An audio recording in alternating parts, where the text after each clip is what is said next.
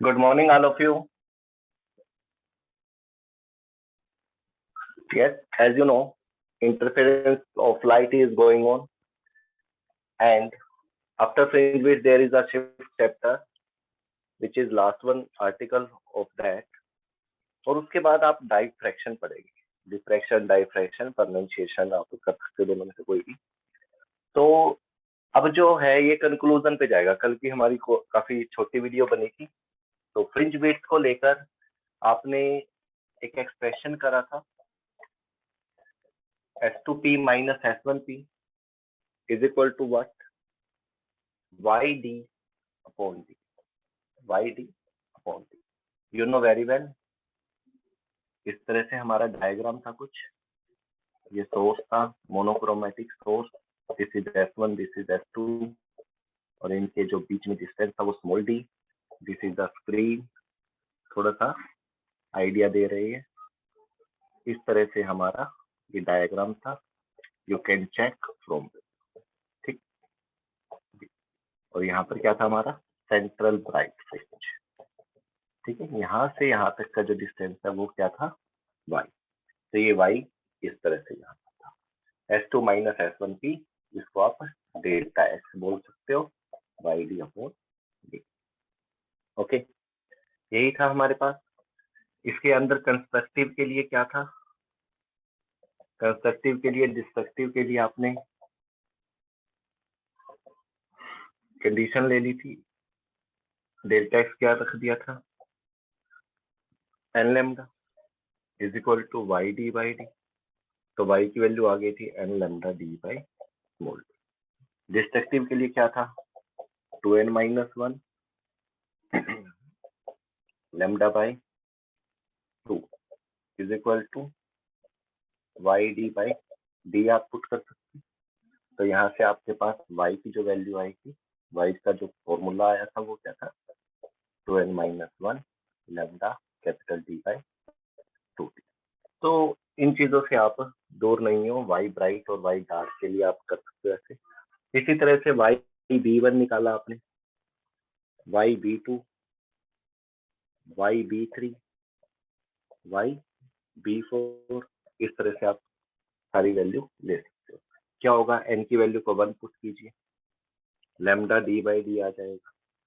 2 put कीजिए, 2 lambda D by D आ जाएगा।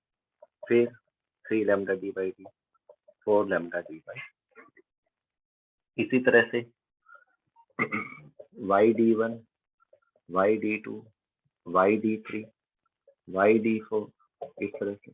YD1 1 put कीजिए, 1 पुट करेंगे तो 2 minus 1 1 lambda D by 2, lambda D by 2D। 2 put करेंगे तो 2 2 जा 4 minus 1 3 3 lambda D by 2D। Next 5 lambda capital D by 2D। Next 7 lambda capital D by 2D. In this manner, you can take the pattern of all these fringe. और fringe width के लिए क्या क्या था आपने देखा, ये 1 lambda D by D है, ये 2 lambda D, 3 lambda D, लेकिन ये क्या है, ये half lambda D by D, ये 3 by 2, यानी कि ये 0.5, ये 1.5, then 2.5, 7 by 2, 3.5, and you can see here 1 2 3 4, these value are in terms of 1 2 3 4, these value are in terms of 0.5 1.5 2.5 3.5. you can see here, अगर आप यहाँ पर सेंट्रल ब्राइट फ्रिंज ले रहे हो n इज इक्वल टू 0 पर, ये वैल्यू आएगी आपकी सेंट्रल ब्राइट फ्रिंज, ओके, 0.5। लेकिन उसके साथ वाली वैल्यू क्या हो जाती है, 0.5, then 1, then 1.5, then 2, then 2.5, then 3, after that 3.5, then 4. So you can see, अगर ये आपकी फर्स्ट ब्राइट है, सेंट्रल ब्राइट है, ठीक है, तो इसके साथ में क्या आ रहा है, डार्क आ रही है, फर्स्ट डार्क, उसके बाद क्या आएगी, फर्स्ट ब्राइट, उसके बाद सेकंड डार्क। इस तरह से आपका पैटर्न बन रहा है। तो आप इनकी विड्थ को लेकर बात कर सकते हैं, बिकॉज y की वैल्यू आपके पास है और y क्या है, ऑल द वैल्यूज, जो ये y डिस्टेंस है, ये सभी जो इंटरफेरेंस फ्रिंजेस आपकी बन रही है, y जो डिस्टेंस है वो सेंटर से लिया जाता है। कहाँ से? सेंटर से। अगर बात करते हैं हम फर्स्ट डार्क की, किसकी? फर्स्ट डार्क की और सेकंड डार्क की, तो देखा जाए 0 से ये सेंटर से अगर फर्स्ट डार्क का डिस्टेंस पता है हमें, 0 से सेकंड डार्क का पता है, ठीक है, तो सेकंड में से फर्स्ट को माइनस करेंगे तो हमें ब्राइट वाली फ्रिंज की विड्थ पता लग जाएगी। तो फ्रिंज विड्थ के लिए जो आपने कंक्लूजन निकाला वो क्या था? फ्रिंज विड्थ के लिए हमने कंक्लूजन निकाला कि अगर हम टू कंसेक्यूटिव ब्राइट फ्रिंज लेंगे, okay, then fringe width of dark can be calculated. Fringe width, note कर लीजिए इसको, fringe width of dark can be calculated. अब ये आपने देखना है कि आपको कौन सी डार्क थी, और दूसरी बात, हमने जितनी भी फ्रिंज विड्थ को निकाला, फर्स्ट पॉइंट आपने ये नोट कर लिया। सेकंड, ऑल ब्राइट, नोट करिए ये कंक्लूजन है, एंड डार्क, कल कंक्लूजन नहीं निकाला था हमने। All bright and dark fringe has same width,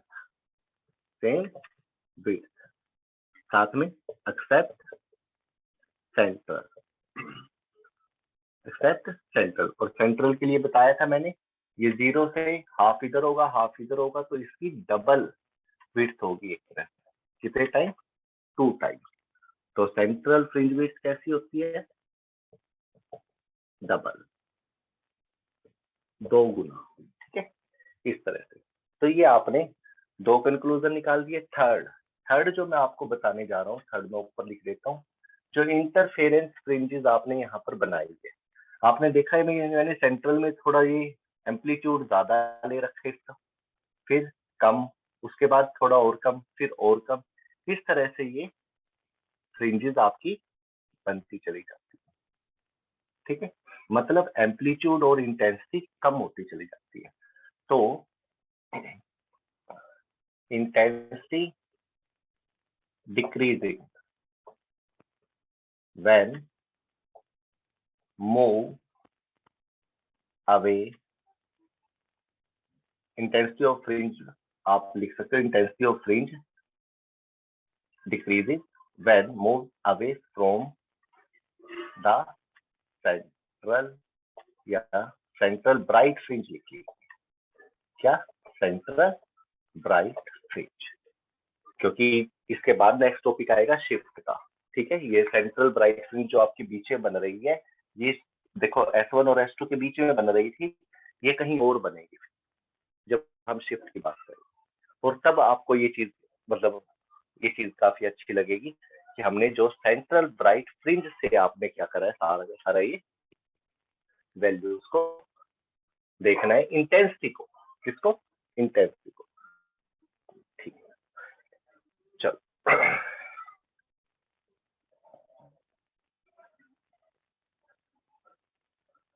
इसके बाद न्यूमेरिकल ले लेते हैं एक दो, वहां से और क्लियर हो जाएगा।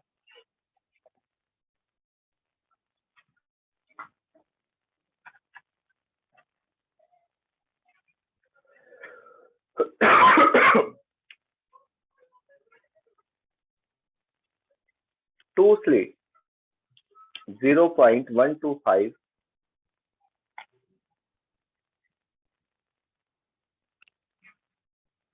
two slits 0.125 millimeter apart are illuminated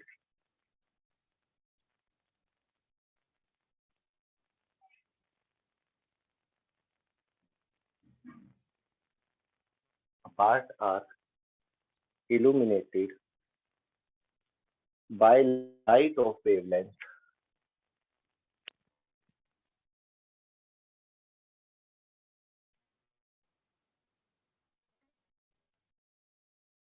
light of wavelength 4500 angstrom, जो वेवलेंथ होती है वो 5000 6000 एंगस्ट्रॉम के करीब हम लेते हैं। द स्क्रीन, कई बार बोर्ड में भी अगर ऐसे आ जाए कहीं कंफ्यूजन हो तो याद रखना ये 4 डिजिट में मिलेगा एंगस्ट्रॉम के साथ, ठीक है। मोनोक्रोमेटिक की वो वेवलेंथ है वो नियर अबाउट 5000 एंगस्ट्रॉम के करीब होती है। The screen is 1 metre away, ठीक है। समझना इस क्वेश्चन को। From the plane of the slit, from the plane of the slit, slit के प्लेन से 1 मीटर दूर। Find the separation between the, find the separation between the second bright fringe on both sides, second bright fringe on both sides। Second bright fringe कहां पर बनेगी? Second bright fringe ये central, ये first dark, ये first bright, ये second dark, और ये बनेगी आपकी सेकंड ब्राइट, ठीक है। यहाँ पर central bright fringe, first dark, first bright, second dark and then second bright. तो ये दोनों की दोनों अपोजिट साइड ये आपकी फ्रिंज है। इनके बीच का सेपरेशन चाहिए आप, यानी कि ये वैल्यू आपको तो सेंटर से पता लगती है सेकंड ब्राइट फ्रिंज कहाँ होगी, सेंटर से पता है आपको, कैसे लेंगे सेंटर से यहाँ तक, है फार्मूला। चलो सॉल्यूशन करिए इसका, अभी अभी फार्मूले आपको बताइए। Second bright fringe, second bright fringe के लिए क्या फार्मूला था? यू नो YB2 कैसे निकालते हैं? n lambda d by D. 2 के लिए put n is equal to 2, put n is equal to 2, तो n की वैल्यू को 2 पुट कीजिएंगे। Lambda, lambda is what? 4500 angstrom, तो यहाँ पर 4500 angstrom, instead of angstrom you can put 10 raise to the power minus 10 metre. मैं लिख देता हूँ 1 एंगस्ट्रॉम किसके इक्वल होता है?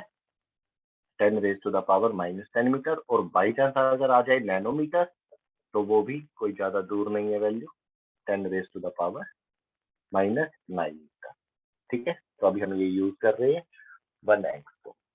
What about D? D is what? कितना है इनके बीच का गैप, स्लिट और स्क्रीन का? स्लिट से स्क्रीन का गैप कितना है? 1 मीटर, तो 1 मीटर तब एमकेएस में ले रहे हैं upon what is the value of small d? Small d separation between slit, what is the value given? या 0.125 मिलीमीटर, तो 0.125, what about millimetre? Convert it into metre, 10 raised to the power minus 3, you have to multiply it। Okay, कर दिया इसको। चलो, this is YB2। YB2 mean from centre, central bright fringe to centre to कहाँ तक है ये value? Yes, second bright, एक ही side पर, दूसरी की बात नहीं कर रहे आप। तो YB2 इज व्हाट? कैलकुलेट कीजिए इसकी, कैसे करेंगे? पॉइंट हटाइए, 1000 ऊपर, ठीक है, ये भी ऊपर चला जाएगा, +3, ओके, 6 माइनस 10 -4, 2 0 ये है, 2 0 और माइनस करिए, -2, 4, 5 and 2 upon 1 to 5. Okay. 5 9s are 45. 5 2s are 10. 5 5s are 25. Okay. Now what is left? 2 9s are 18 upon 25 into 10 raised to the power minus 2. Okay, यही बचेगा। सोल्व कीजिए इसको और सोल्व करेंगे इसको। ये कौन सा है? YB2, बट हमें एक ही साइड का पता लगा है, separation between two bright fringe, तो यहाँ से इसको डबल कर देते हैं। क्या कर सकते? डबल। तो this is the separation. Okay, 2, तो 2 से और मल्टीप्लाई करिए आप इसको, तो ये हो जाएगा 2 into 18 36 upon 25 into 10 raise to the power minus 2। ठीक है, ओके। तो अब आप इसको सॉल्व कर लीजिए, ये आपका। चलो एक क्वेश्चन और करते हैं।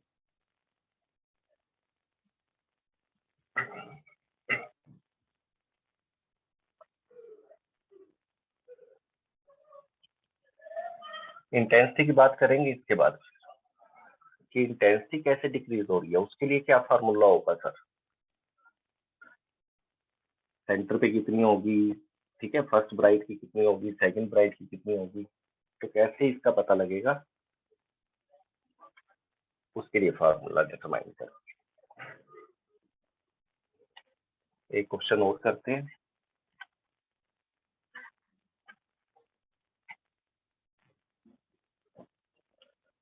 Light of wavelength 500 nanometre, light of wavelength 500 nanometre, देखो नैनोमीटर में वैल्यू आ गई है, is incident on two slit, is incident on two slits separated by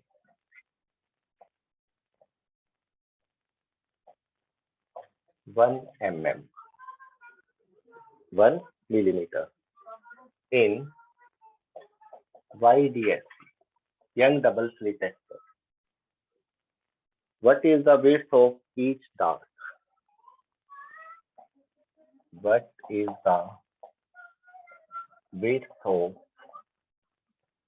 each dark? And if the screen is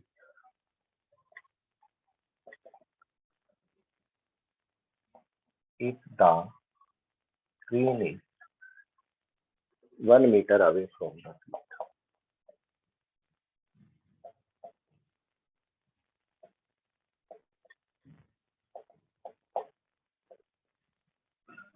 okay, question आया समझ में? Wavelength given है कितनी? 500 nanometre. You can write this value in meter. Okay, you must write metre में convert कर दीजिए 500 nanometre. Two slits separated by, what is the value of small d? 1 mm. You can write this value 10 raised to the power minus 3. What is the width of each dark band if the screen is 1 meter away? And capital D is also mentioned there, and the value of that is 1 meter. तो fringe width कैसे निकालते?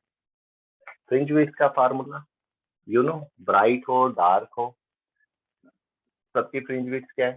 Same है, सिर्फ central bright fringe को छोड़। ठीक है, तो इसने सबकी पूछी हुई है, सेंटर की नहीं पूछी हुई। And we know the formula for fringe width is lambda d by d. What is the value of lambda? 500 into 10 raised to the power minus 9 meter. What is the value of capital D? 1 meter. And what is the value of small d? 10 raised to the power minus 3 meter. Okay. Now solve it. Solve कीजिए इसको. कैसे? 2 0 cancel, -7 -3 ऊपर जाएगा, +3 -7 + 3 कितना हो जाएगा? -4 -4 and the term left is only 5. So 5 into 10 raised to the power -4 meter is the answer. Okay. तो इस तरह से आप इन क्वेश्चंस को कर सकते हैं. बात आ जाती है अगर हम किसी में सेपरेशन, जैसे प्रीवियस न्यूमेरिकल था जो, उसमें 2 ब्राइट फ्रिंज का सेपरेशन मांगा था. 2 ब्राइट फ्रिंज का सेपरेशन, 2 सेकंड ब्राइट का. तो सेकंड ब्राइट इधर थी और इधर थी. अगर वो सेम साइड और अपोजिट साइड देकर आपसे पूछ ले, तो मान लो इसी साइड आपसे सेकंड ब्राइट और फिफ्थ ब्राइट का पूछ ले, तो आपने फिफ्थ ब्राइट में से सेकंड ब्राइट. थोड़ा सा मैं आपको बता देता हूँ ये चीज, क्योंकि इसमें अपोजिट और सेम साइड का बड़ा चक्कर पड़ जाता है, बच्चे कंफ्यूज हो जाते हैं, आंसर गलत कर देते हैं.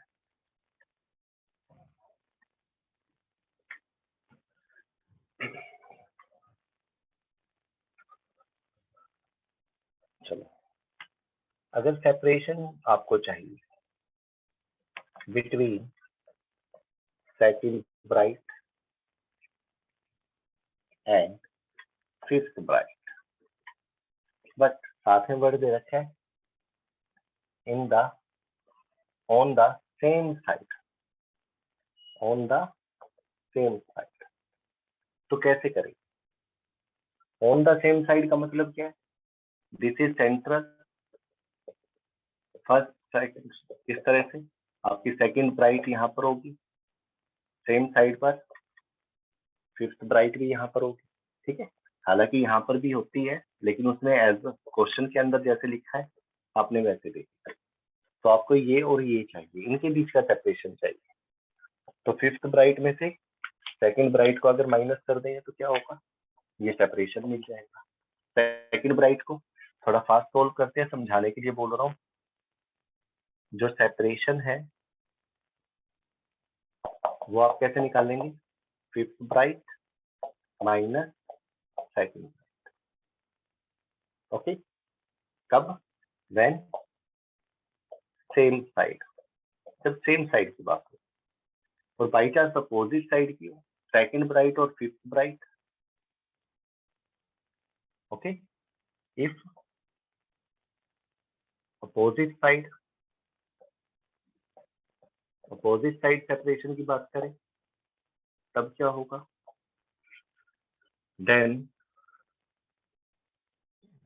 सेकंड ब्राइट है, फिफ्थ ब्राइट है, दोनों को क्या करना पड़ेगा? सेंटर से लेते हो ना आप तो y की वैल्यू, तो y second bright plus y fifth bright आपको करना पड़ेगा. इसके लिए सेपरेशन करना. तो इस तरह के क्वेश्चन में थोड़ा सा ध्यान रखना है कि वो सेम साइड की बात कर रहा है या अपोजिट साइड. सेम साइड की कर रहा है तो माइनस करना पड़ेगा आपको हायर में से लोअर वैल्यू को, और अगर आपसे अपोजिट साइड की बात कर रहा है तो आपको दोनों की वैल्यू को प्लस करना पड़ेगा.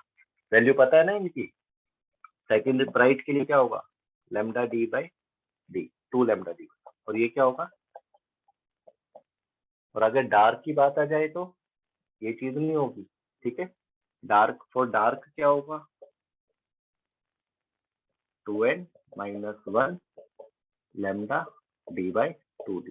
यही था ना फार्मूला. इसमें आप सेकंड के लिए 2 रखिए, फिफ्थ के लिए 5 रखिए. 2 रखेंगे तो क्या आएगा? 3 लैम्डा डी बाई 2. ठीक है. और फिफ्थ डार्क के लिए 9 लैम्डा डी बाई 2d. तब आपका ये आंसर बनेगा. ठीक है. डार्क के लिए ये केस रहेंगे. ठीक है. ये फार्मूला रहेगा y के लिए. ठीक है. और ब्राइट के लिए y = n lambda D by D. इनका बड़ा यूज है इन फार्मूलों. चलो, अब बात करते हैं इंटेंसिटी. इंटेंसिटी कैसे कम होती चली जाती है?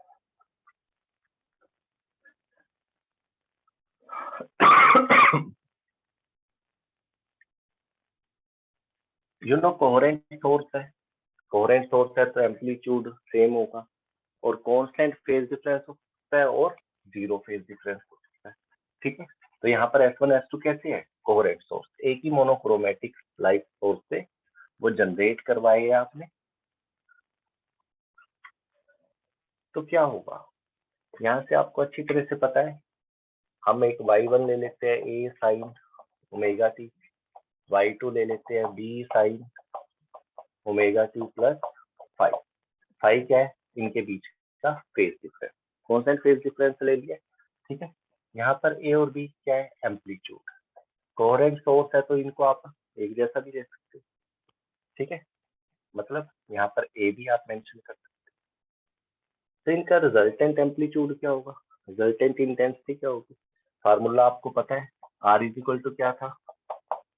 a square plus b square plus 2ab cos five, यही था। ये था एम्पलीट्यूड की टर्म में, in terms of amplitude. Okay, अगर a की वैल्यू b की वैल्यू a हो जाए तो b की वैल्यू अगर a हो तो r स्क्वायर क्या हो जाएगा? a square plus 2a square cos five, यही होगा 2a square plus 2a square cos five. Yes और no? r square is equal to 2a square common ले लीजिए 1 प्लस cos फाइव, यही होगा। इंटेंसिटी की बात कर रहे हैं लेकिन एम्पलीट्यूड के हिसाब से करेंगे, because we know very well amplitude square is directly proportional to intensity. अगर आप एम्पलीट्यूड की बात कर रहे हो तो इंटेंसिटी ज्यादा दूर है। ठीक है, 1 plus cos five, 1 plus cos 2 theta क्या होता है? 2x ले लो। 1 प्लस कोस 2x क्या होता है? 2 cos square, 2 cos square. But यहाँ पर क्या मेंशन है? 1 प्लस कोस फाइव, तो 1 प्लस कोस फाइव क्या होगा? 2 कोस स्क्वायर। देखो यहाँ पे 2x था तो यहाँ पे उसका आधा रह गया था, यहाँ पर 5 है तो इसका आधा रह जाएगा। ओके बायो स्टूडेंट, ध्यान से, 1 plus cos 2 theta 2 cos square theta के इक्वल होता है। अगर 1 प्लस कोस थीटा है सिर्फ या 5 है तो आप उसका ये वाला एंगल यहाँ पर हाफ कर दो, बाकी एज इट इज। तो 2 कोस स्क्वायर 5 बाय 2, यहाँ पर क्या है बाहर? 2a square is equal to r square. 2 2 जा 4 a square cos square 5 by 2 r। Okay, any doubt, any problem? ठीक है, r स्क्वायर क्या है? एम्पलीट्यूड। a स्क्वायर क्या है? एम्पलीट्यूड। अगर एम्पलीट्यूड में चाहिए तो r को इधर ही रखिए और ये आपका बन जाएगा 4a square cos square 5 by 2 and you can be right 2a cos 5 by 2. This is your result. But this is in terms of amplitude. We want take the value of these bright dark fringes in intensity. Then you can convert all these value in intensity form r square. Amplitude के square को आप intensity for a square को क्या लिख सकते हैं आप? Intensity I1, जो भी आपको, इसको रिजल्टेंट इंटेंसिटी दे दो नाम और ये आपका I, ठीक है, कोस स्क्वायर 5 बाय, नोट कर लीजिए formula for intensity 4i cos square 5 by 2, resultant intensity. और रिजल्टेंट एम्पलीट्यूड के लिए 2a कोस 5 बाय 2। चलिए क्वेश्चन लिखता हूं मैं इसका।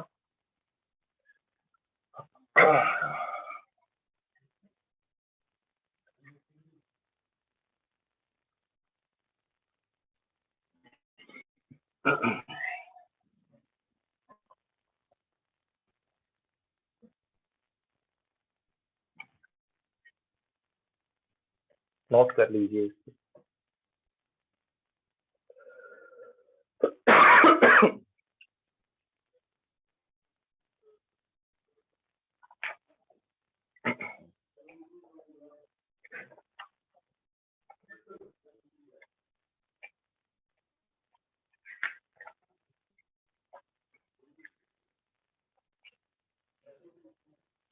Two plane monochromatic waves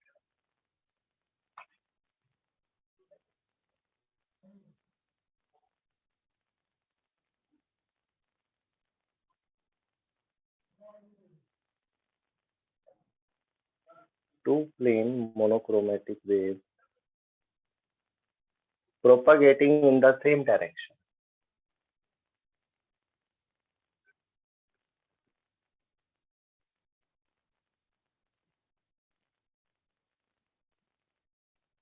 एक ही डायरेक्शन में प्रोपागेट कर रहे हैं with amplitude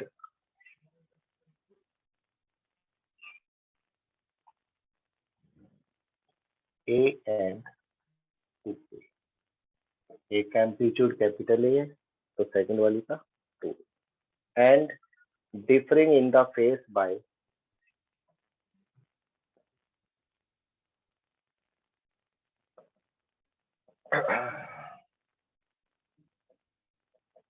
π/3. उनके बीच में फेज डिफरेंस क्या रहेगा? 5/3. सुप्रीम कोर्ट एक दूसरे के ऊपर सुप्रीम पे पोज हो रही है। Calculate the amplitude of the result.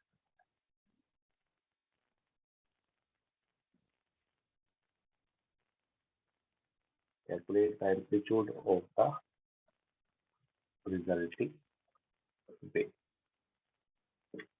This is numerical. How can you solve this? कैसे सोल्व करेंगे? ट्राई करिए।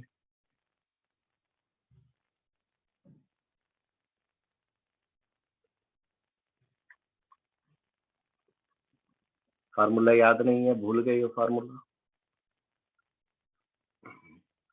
मैंने रब कर दिया यहाँ से। क्या करेंगे? सभी वैल्यूज आपके सामने है। कौन कौन सी वैल्यू है?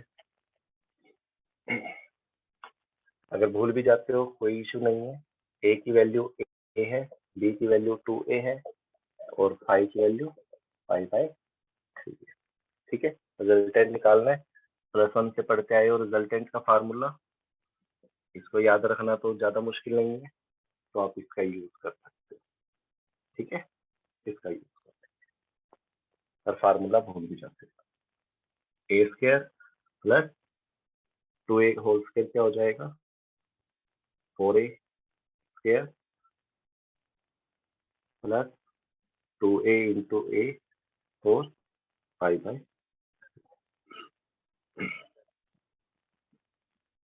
कितना हो जाएगा? a² + a², 5a², ठीक है, प्लस 2a² × cos π/3, पाई 180, 180/3 60, तो ये क्या हो जाएगा? cos 60 डिग्री कह सकते हो आप इसको। ठीक है, cos 60 की वैल्यू क्या होती है?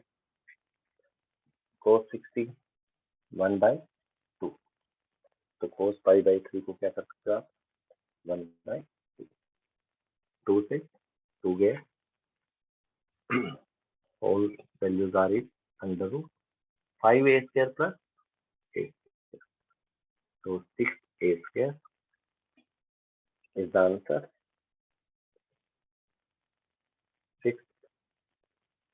2a, sorry, this is not a, this is 2a, so 2 × 2, एक 2 रह जाएगा, 5 + 2 7, okay, 7a². Now the final answer is √7.